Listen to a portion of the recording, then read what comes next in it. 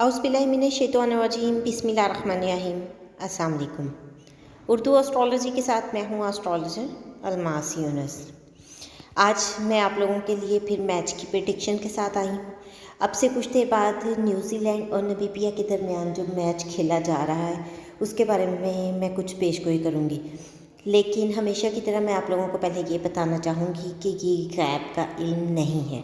ये इल्म नजूम है जो सितारों पर मबनी इल्म है, जिसमें कुछ कवानीन होते हैं, कुछ मुशाहिदात और नज़रियात की बिना पर हम किसी भी चीज़ का फ़ैसला लेते हैं या किसी नतीजे पर पहुंचते हैं, जिसमें गलती के चांसेस भी मौजूद होते हैं।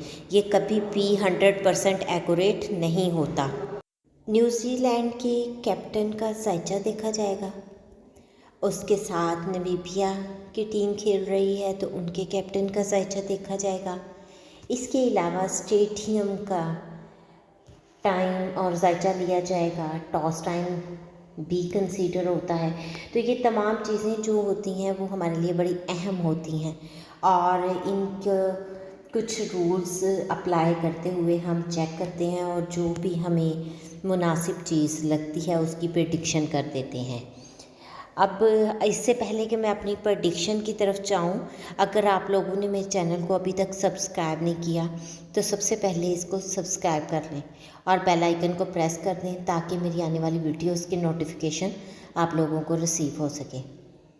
अगर हम जायजा की तरफ जाते हैं तो इस वक्त मैं दोनों टीम्स के जायजा को पढ़ती हूँ तो मुझे जो नामीबिया की टीम है उनके जायजा के लिहाज से उनकी परफॉर्मेंस कुछ कमज़ोर दिखाई दे रही है, जबकि उनके मद्दे मुकाबिल जो टीम है न्यूजीलैंड उसके जायचा जो है ज़्यादा पावरफुल दिखाई दे रहा है।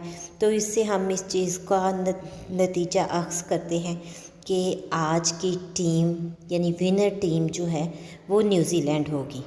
उम्मीद करती हूँ ये प्रेडिक्शन आपको पसंद आई होगी। अगर आप लोगों को मेरी वीडियो पसंद आई है तो उसको लाइक करना मत भूलिएगा, कमेंट कीजिएगा।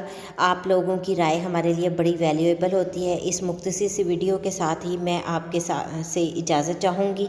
अपना और अपने प्यारों का बहुत सा ख्याल रखिएगा और मुझे भी दुआओं में याद रखिएगा। अल्लाह हाफिज़।